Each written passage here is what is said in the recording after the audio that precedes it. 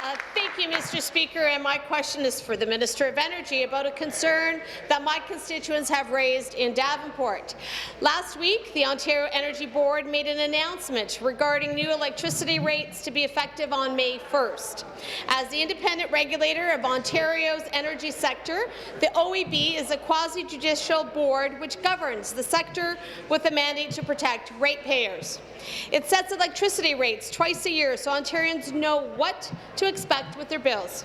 As members of this House know well, our government has recognized that Ontarians want relief on electricity costs, and we have acted. Our plan is to lower electricity bills by an average of 25% by this summer.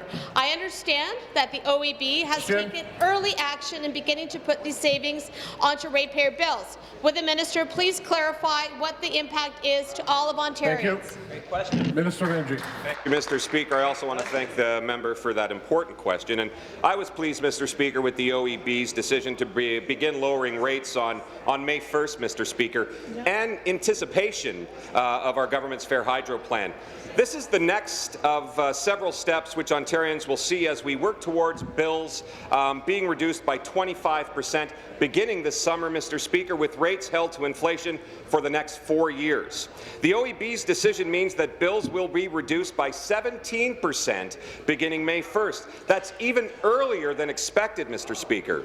The rest of our plan is intended to come into effect by this summer in order to achieve the rest of the promised savings, Mr. Speaker. The OEB would require to reduce rates again this summer when final legislation is passed to ensure Ontarians see the full benefit of our plan, Mr. Speaker, as soon as possible. Thank you. Supplementary. Thank you to the minister for that response and for his hard work on this file, on a file that is so important to my constituents. Our government heard from Ontarians who were struggling with the cost of electricity, and that's why we introduced the Fair Hydro Plan. It's also why this winter we gave the OEB the power to ban power disconnections during the winter months. Several utilities actually already had this type of policy, including Hydro One. In fact, Hydro One had already implemented a ban on winter disconnections and introduced a winter relief program to restore power to disconnected customers as part of a broader effect to be a more customer-focused company. I understand that yesterday Hydro One made an announcement where they extended their winter moratorium to provide even more support to customers. Will the minister share with this House the details of that announcement and how it is providing further relief to Ontario ratepayers?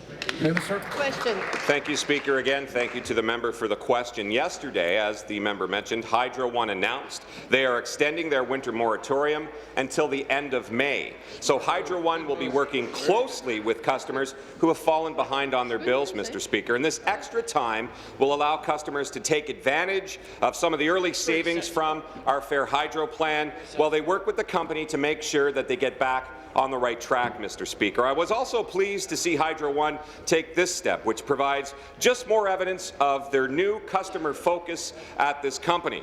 And as part of yesterday's announcement, Mr. Speaker, Hydro One is also eliminating requirements for security deposits from residential customers, as well as reducing deposit requirements for businesses, Mr. Speaker. This removes a substantial burden for many customers and will put money back in the hands of Ontarians. These actions from Hydro One work together with our government's Fair Hydro plan, bringing fair relief for everyone in this province.